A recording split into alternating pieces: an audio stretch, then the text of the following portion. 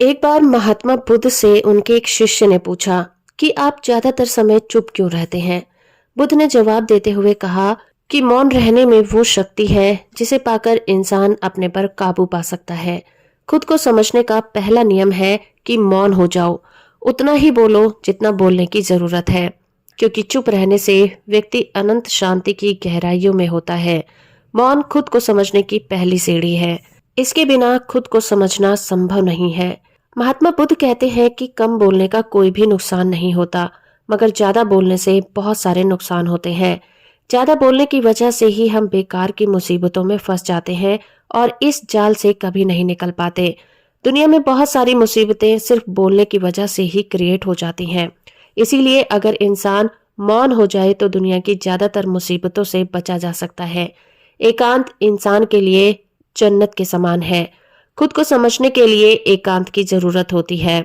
एक बार अगर आपने मौन रहना सीख लिया तो आप भीड़ में भी खुद को अकेला कर सकते हैं। इसीलिए सुखी रहना है तो मौन धारण करना होगा।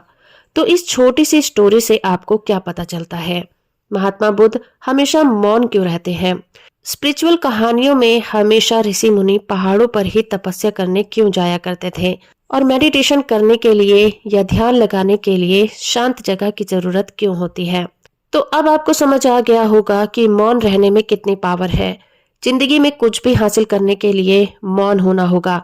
उसके बाद ही खुद को समझा जा सकता है और वो हासिल किया जा सकता है जिसे आप पाना चाहते हैं। महात्मा बुद्ध हमेशा माइंडफुलनेस और करंट मोमेंट में रहने की बात पर जोर देते थे। चुप रहने से मानसिक शक्ति पैदा होती है, जागरूकता बढ़ती है, जिससे व्यक्ति अपनी इच्छाओं के प्रति स्पष्ट हो जाता है। बुद्धा की टीचिंग माइंडफुलनेस पर जोर देती है, जो इंसान के करंट मोमेंट में जीने पर आधारित है। इसमें इंसान को अपने थॉट्स को विदाउट अटैचमेंट और जजमेंट के ऑब्जर्व करना होता है। कहने का मतलब है कि इंसान को मौन धारण करके अपने विचारों को देखना होता है, ना ही उनके साथ कोई अटैचमेंट रखनी होती है और ना ही उनको जज करना होता है। माइंडफुलनेस का रिलेशन लगातार अपने विचारों, इच्छाओं और इंटेंशन के प्रति अवेयर होना होता है। लगातार माइंडफुलनेस की प्रैक्टिस करते रहने से एक इंसान अपनी गहराई में छुपी हुई इच्छाओं को हासिल कर सकता है। इतना ही नहीं, बुरी से बुरी बीमारी को भी वो ठीक कर सकता है। इसकी मदद से ये जानने में भी व्यक्ति को मदद मिलती है कि आखिर उसकी जिंदगी का मकसद क्या है। लगातार मौन की प्रैक्टिस से मन में चल रहे फालतू के विचारों से और डिस्ट्रैक्शन से हमेशा के लिए छुटकारा पाया जा सकता है। आकर्षण के सिद्धांत के अनुसार अपने थॉट्स और फीलिंग को आपकी डिजायर की अलाइनमेंट में आना जरूरी होता है। महात्मा बुद्ध के अनुसार अलाइनमेंट में आने के लिए माइंडफुलनेस जरूरी है, जिसे मौन रहकर ही हासिल किया जा सकता है। महात्मा बुद्ध कहते हैं कि प्रेजेंट मोमेंट में रहकर अपनी हर इच्छा को पूरा किया जा सकता है। विचार की स्पष्टता बौद्ध शिक्षाओं का अभिन्न अंग है, जो वास्तविकता को समझने और ज्ञान को प्राप्त करने के लिए क्लियर और फोकस माइंड की इम्पोर्टेंस पर जोर देते हैं। किसी के विचारों को अपनी इच्छाओं के साथ अलाइन करने के लिए थॉट्स की क्लियरिटी होना जरूरी है। इसीलिए एक बर्निंग डिजायर को पूरा करने के लिए एक फोकस और सुव्यवस्थित दिमाग का होना जरूरी है। इसीलिए महात्मा बुद्ध की शिक्षाएं मन में चलने वाली बकबक को शांत रखने की आवश्यकता पर जोर देती है।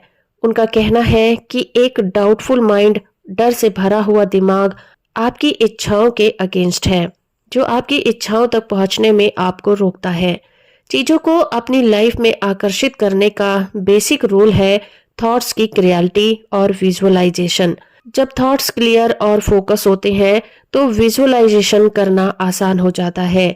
एक व्यक्ति अपनी डिजायर इच्छाओं के साथ विजुअलाइजेशन आसानी से कर पाता है। इसके अलावा बुद्धा ने दुख को या फिर सफरिंग को कम करने के लिए डिटैचमेंट के सिद्धांत पर भी बहुत ज्यादा जोर दिया है। नॉन अटैचमेंट को लेटिंग गो के कॉन्सेप्ट से भी जोड़कर देखा जाता है। इसमें अपनी मनचाही इच्छाओं को अपनी लाइफ में आने के लिए अपनी लाइफ के सभी रास्तों को खोल देना होता है। ये बिल्कुल भी नहीं सोचना कि आपकी इच्छाएं किस रास्ते से होकर आएंगी और पूरी हो जाएंगी। आपको उन पर डाउट नहीं करना है। ये सोचना आपका काम नहीं है कि कब और कैसे आपकी इच्छाएं आपकी जिंदगी में मैनिफेस्ट होंगी। डिटैचमेंट का मतलब आपको हर एक संभावना के लिए खुला रहना है। डिटैचमेंट और लेटिंग गो का मतलब कुछ लोग इस बात से ले लेते हैं कि उन्हें अपनी इच्छाओं के बारे में नहीं सोचना है, लेकिन बुद्धा कहते हैं डिटैचमेंट का मतलब आपको हर एक संभावना के लिए खुला रहना होता है और बहुत ज्यादा उन पर ध्यान केंद्रित नहीं करना होता। बहुत से लोग अपनी खुशी के लिए कुछ चीजों को जिम्मेदार मानते हैं, जैसे कि कुछ लोग सोचते हैं कि जब उनकी नौकरी लगेगी तो उनके पास बहुत सारा पैसा होगा। कुछ लोग सोचते हैं कि जब वो गाड़ी खरीदेंगे तब वो घूमने जा सकते हैं। लेकिन महात्मा बुद्ध कहते हैं कि खुश रहने के लिए नौकरी की जरूरत नहीं होती। कहीं घूमने जाने के लिए आपको गाड़ी खरीदने की जरूरत नहीं होती। जब आप अपने ऊपर बाउंडेशन लगा लेते हैं, जब आप ऐसा सोचते हैं कि आप खुश तभी रहेंगे जब आपको नौकरी मिलेगी या फिर आप घूमने तभी जाएंगे जब आप गाड़ी खरीदेंगे, तो वहीं पर आपने अपनी लाइफ में खुशियों पर पाबंदी लगा ली, क्योंकि आपने ऐसा मान लिया है कि आप तभी खुश होंगे जब आपकी वो इच्छा पूरी हो जाएगी। महात्मा बुद्ध इन्हीं इच्छाओं के साथ डिटैचमेंट की बात करते हैं।